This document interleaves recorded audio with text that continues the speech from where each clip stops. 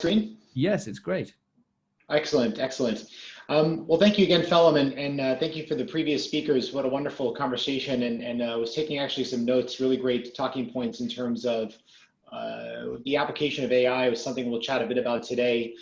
So what I thought I would do with our time this afternoon or this morning, depending on where you are, is chat a bit about the SOC of the future. And the angle that I'm going to talk from is from Dataminer's lens, and the lens that I personally have, working very closely with CISOs and GSOCs of the world as we help our customers deploy real-time information via our platform. So what I've done over the last couple of months is start to abstract some of the things we've seen in terms of best practices for developing this SOC of the future, with specifically how does real-time information fit in. So I thought I would take you guys through some of these concepts, give you a little bit of information at the end about how Dataminer works and what we do, and then hopefully have a couple of minutes for some questions. I always like to start with, a frame of why this is even important. And given the audience, I'm preaching very much to the choir, but when we work with customers, I think the thing that we see the most at Dataminer, that I've seen personally in a lot of the partnership work that I do with large enterprises, is that almost every SOC is in the middle of a pretty massive transformation right now. And whether that be the large retail customers that I work with who are quickly trying to apply some of the store safety initiatives now to a much more broader remit, given the way that retail is changing, or the role of cybersecurity with a diversified hybrid workforce. Every company that we work with is in transition, right? And I think what we see all of them pointed towards, many of them are there, some are far, and some are halfway, is that they're getting to this place where they have these integrated incident response capabilities, but most importantly, where real-time information is sort of weaved through the experience, right? And I think what's really fascinating is how that transition is happening across multiple facets. So I thought I would share some of that perspective here. We have a pretty clear perspective on risk that I always think is important to show to the folks that we talk about, especially our customers and partners, because it is the slices that Dataminer looks at when we think about helping our partners with corporate risk. So we all know that this is a very much a multinational, multidimensional, multimodal problem for enterprises. And we've built a framework, very simple, that maps sometimes directly to the way that organizations are structured at our customers, but often is just a helpful umbrella for how we can have a shared conversation about corporate risk. And we know that the SOC sits in the middle of this, and we have this sort of fan out of these areas, these 4 core areas. And this menu of risk, if you will, is literally how we will start conversations with our corporate customers around what is the goal of your SOC, whether it be virtual, hybrid, multifaceted across multiple locations, and what risks are you trying to mitigate with that SOC, as well as how can real-time information fit into that capability. So I thought I would share now a little bit of the current state of the SOC, again, from our perspective. What do we see working with multiple companies across multiple sectors, some very mature security operations, some fairly immature, all of them in transition. The general framework of a SOC, again, nothing new to the folks on the call, but when you think about this framework of managing the risks around that corporate risk wheel, of detecting them when they occur, and this is critically where real-time information comes in. And then what is your response plan? How are your playbooks built? The composition of playbooks that are manual and repetitive versus highly automatable and are actually automated. So we often talk to our customers and use this very simple framework on top of that risk wheel to have a conversation about what is the role of the actual SOC, and where do you want it to be moving forward? Is it simply about one of these 3 areas, or does it include parts of all of them? Because as I think many of you know, that is actually some explicit choices that you have to come to terms with as you're building like the future version of what your SOC could be. Interesting stats that we pulled from some of the conversations we have: over 50% of the SOCs that we work closely with do not actually currently respond to, the SOCs we work with don't respond to over 50% of the incident alerts that they receive.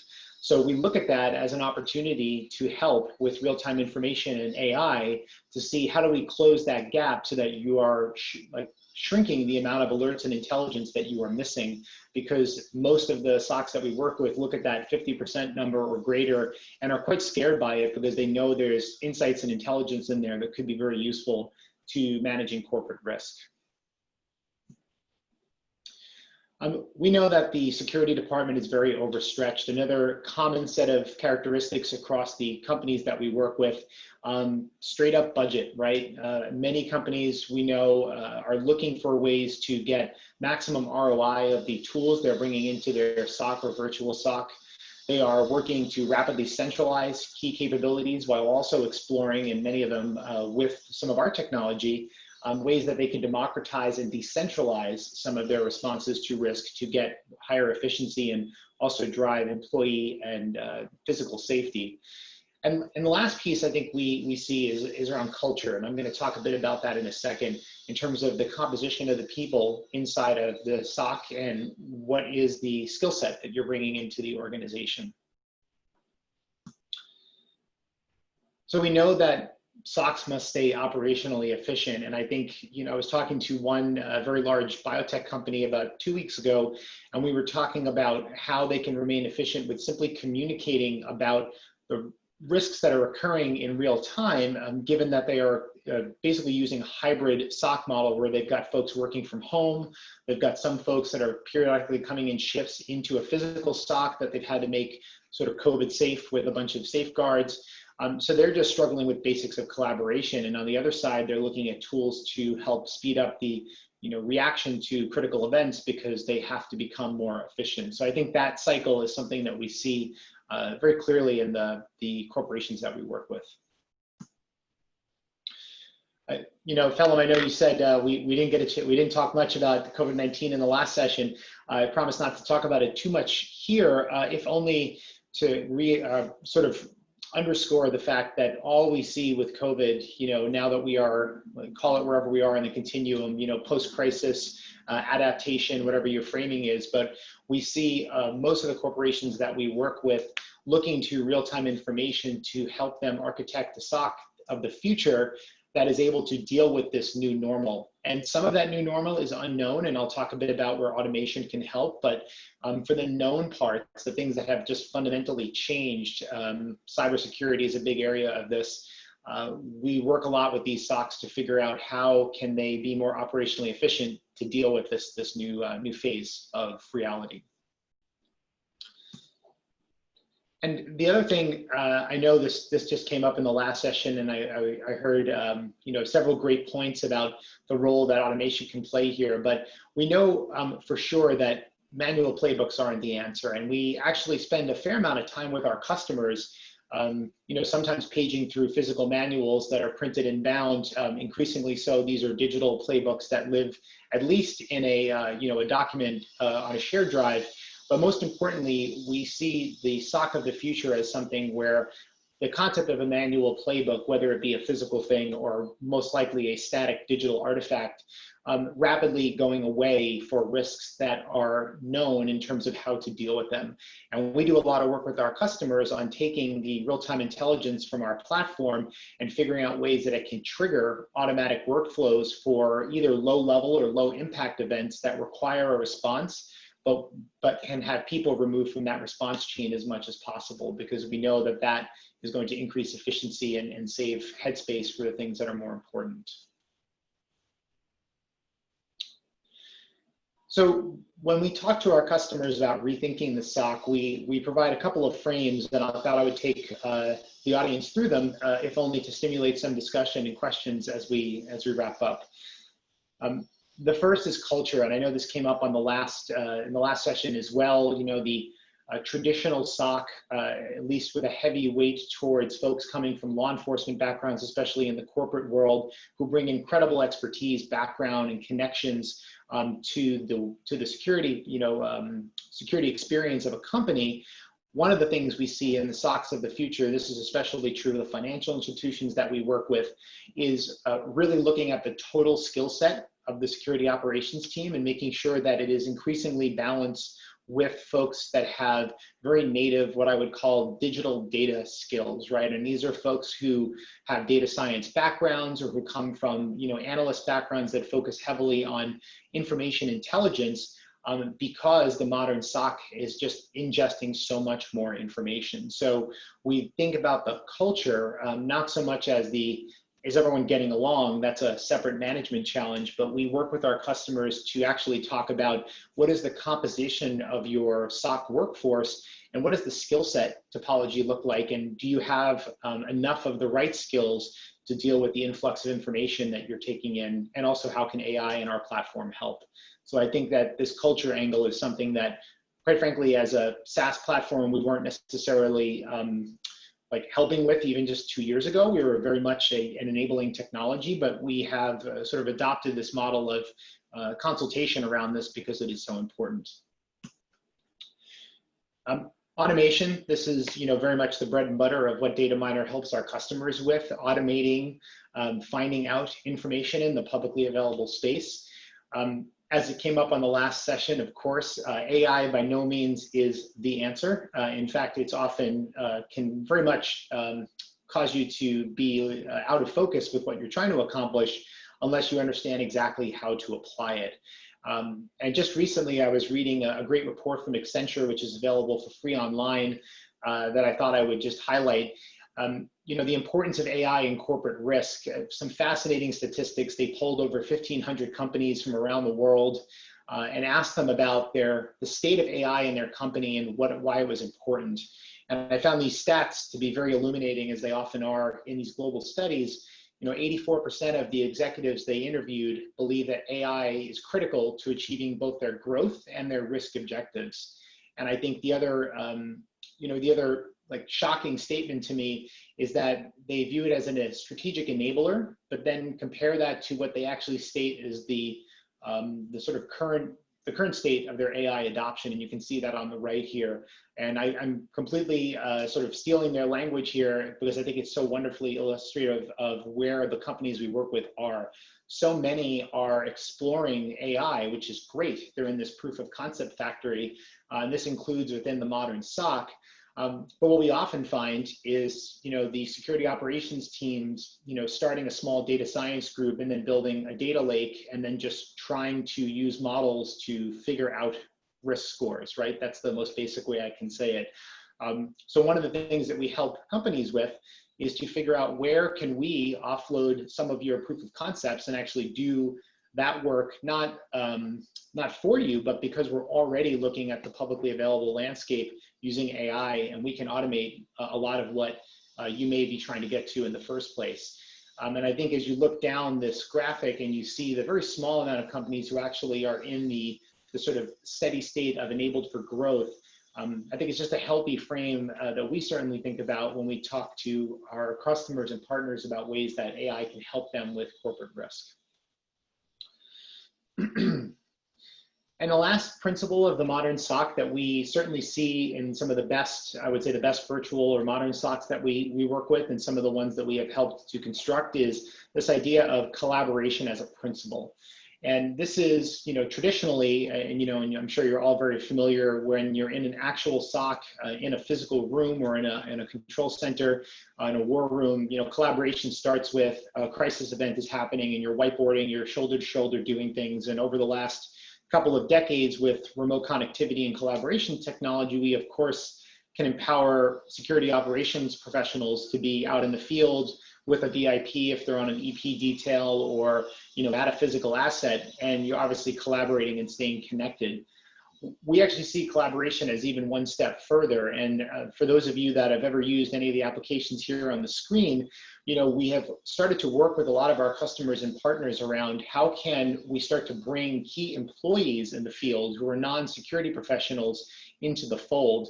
And I'll highlight here 3 consumer applications that are available in the public app stores that actually help individual people like myself, yourself, understand what's happening around you from a physical safety perspective, right?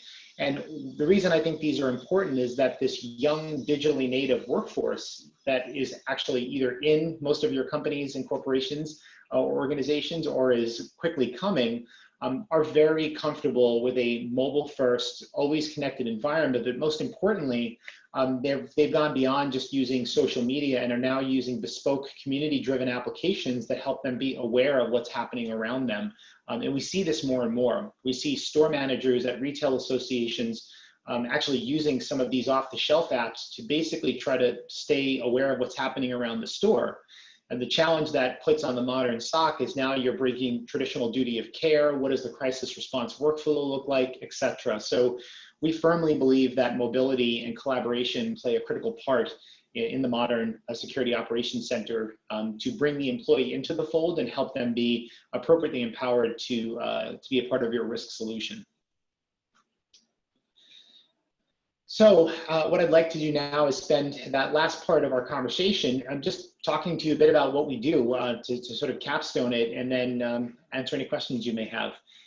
So Dataminer, for those of you that don't know us, we are the world-leading AI platform that focuses on risk event detection. And we look at the entire publicly available information space, and we use sophisticated algorithms that we've built over the last decade to find the earliest indications of risk events. And we help our customers and partners tune the settings in their platform to tell us what their most urgent risks are, and then we send them alerts that help them stay ahead of those events. A very brief example, if you will, and I'll show one more. We believe that we were the earliest indication from the publicly available information space about COVID. In late December, there was an early post on a Chinese social network coming directly out of Wuhan about a mysterious flu-like virus that was spreading amongst the villagers. And we actually alerted this to our customers and partners in region and anyone who is focused on global health. And over the course of the early part of the COVID crisis, you can see here the amount of alerts that we sent out to our customers, updating them on a whole host of factors about what was happening with the pandemic, going from that first indication that something was happening and we didn't even know, no one knew that it was going to be a global pandemic, all the way through the thousands of alerts we send out today on every facet of COVID, from return to work policy changes to global health response. Make it more real in terms of what we deliver. Here's a very unfortunate kinetic event that many of you may remember, when this Amazon Prime cargo plane crashed early last year.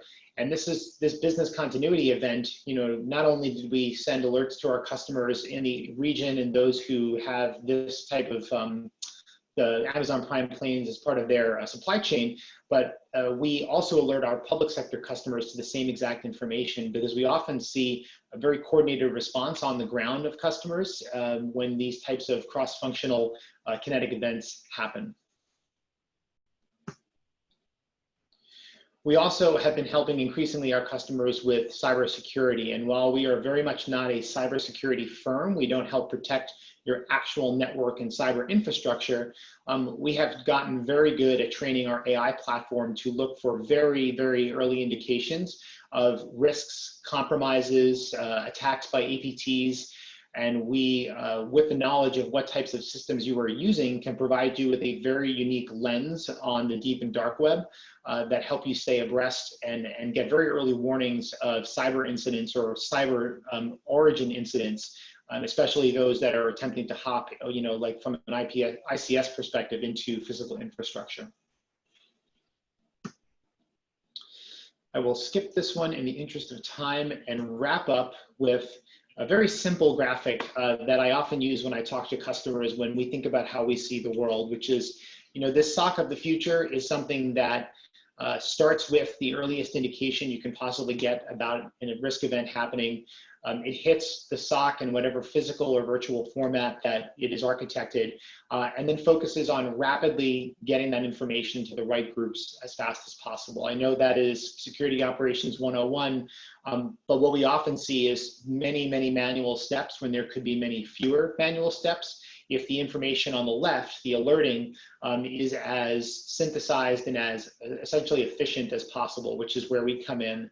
And then a lot of the work that we do with our customers, especially, as I mentioned, retail organizations, is figuring out how to not only get the information downstream as fast as possible, including getting the right alerts to different groups directly, and bypassing the SOC in certain cases, in the case of a brand or reputational risk, but also starting to empower the employees by giving them mobile applications that give them personal safety, proximity awareness, and allowing them to be part of the security response as appropriate. So a very interesting world, we believe, is out there in terms of the SOC of the future. We see almost every permutation of it in our work. And to the extent that it's a conversation you want to continue with us in any angle as a customer, partner, or just want to have a coffee and talk more about this with me, feel free to reach out, of course, after the conversation today. So I will wrap up on this slide and would love to take any questions in the remaining few minutes.